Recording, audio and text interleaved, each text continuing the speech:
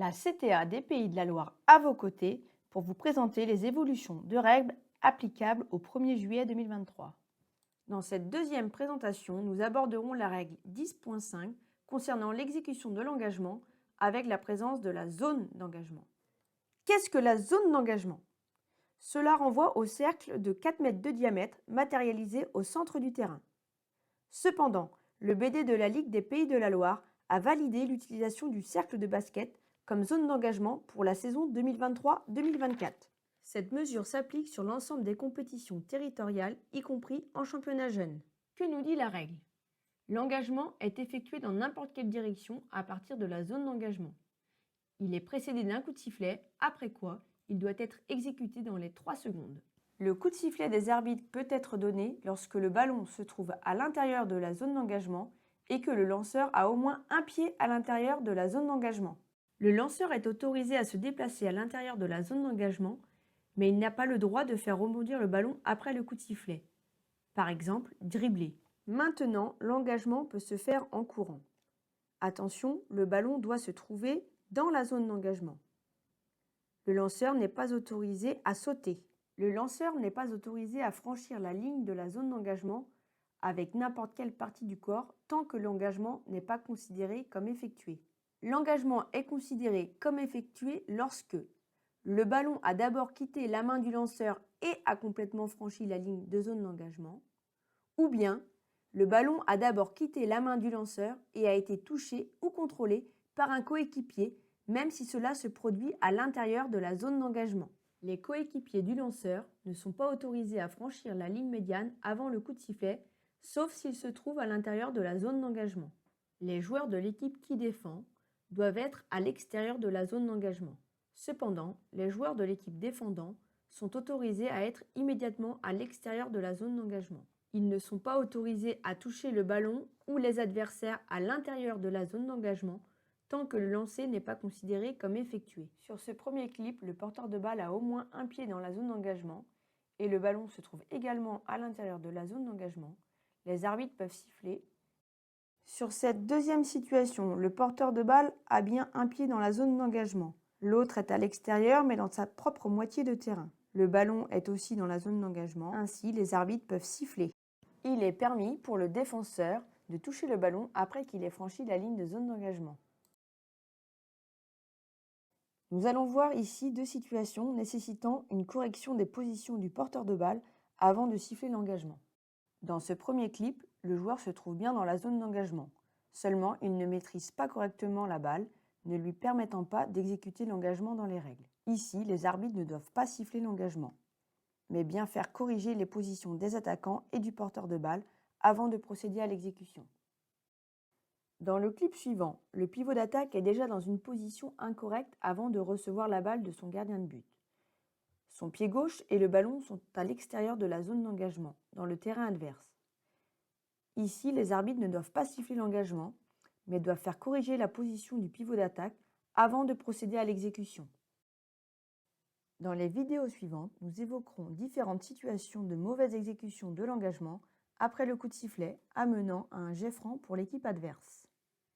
Ici, nous avons un engagement rapide de l'équipe bleue, l'équipe noire évoluant sans gardien. Les positions du pivot bleu et de ses coéquipiers sont correctes, ainsi que celles des défenseurs. Les arbitres sifflent. Après le coup de sifflet, le porteur de balle saute pour effectuer l'engagement et tirer directement dans le but. La règle nous dit qu'il est interdit de sauter. La décision des arbitres est donc jet franc pour l'équipe noire au niveau de la zone d'engagement. Sur les clips suivants, le porteur de balle exécutant l'engagement sort de la zone d'engagement avant que l'un de ses partenaires ait touché la balle. Cela correspond à une mauvaise exécution de l'engagement, amenant à un jet franc contre l'équipe en attaque. Sur ce dernier clip, le porteur de balle sort de la zone d'engagement dans la moitié de terrain adverse avant de faire sa passe. Cela n'est pas autorisé. Il convient d'ordonner jet franc contre l'équipe en attaque au niveau de la zone d'engagement. Quelques cas particuliers à préciser lorsque le lanceur est coupable d'une provocation renvoyant à une attitude antisportive sanctionnable directement de 2 minutes d'exclusion. Lors de cet engagement rapide, le porteur de balle correctement positionné dans la zone d'engagement lance la balle sur un joueur adverse passant dans la zone d'engagement, alors qu'il n'a aucun coéquipier pouvant prétendre à la réception de cette passe. Ce type de comportement est à sanctionner d'une exclusion directe de 2 minutes pour le pivot d'attaque. Le jeu reprendra par un jet franc pour l'équipe adverse.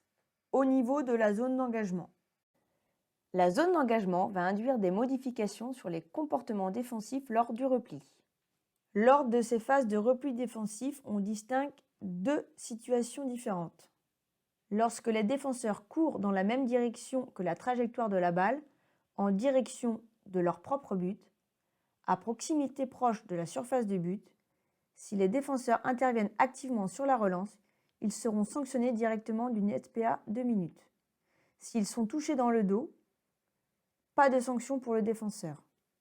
Si les défenseurs se trouvent à proximité proche ou dans la zone d'engagement, ils portent l'entière responsabilité de ne pas être touchés par le ballon ou d'interférer de quelque manière que ce soit. S'ils touchent ou se laissent toucher, alors ils seront sanctionnés directement d'une exclusion de 2 minutes. Sur le clip suivant, le défenseur court très près de la zone d'engagement, juste devant le lanceur prêt à recevoir le ballon lorsqu'il est touché par celui-ci. Le défenseur n'évite pas le contact avec le ballon. Les arbitres doivent décider exclusion de 2 minutes pour le défenseur, puis exécution de l'engagement.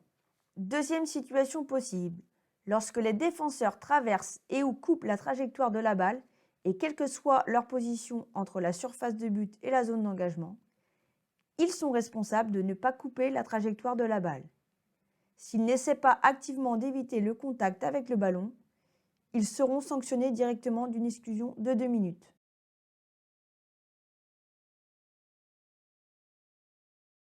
Si le défenseur se trouve sur la trajectoire de la relance et gêne l'engagement, peu importe si cela se passe à proximité ou non de la zone d'engagement, alors la règle 8-10C s'applique.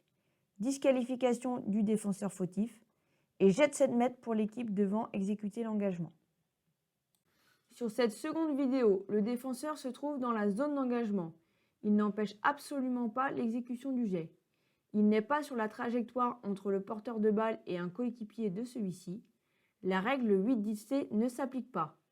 Les arbitres procéderont à l'exécution de l'engagement.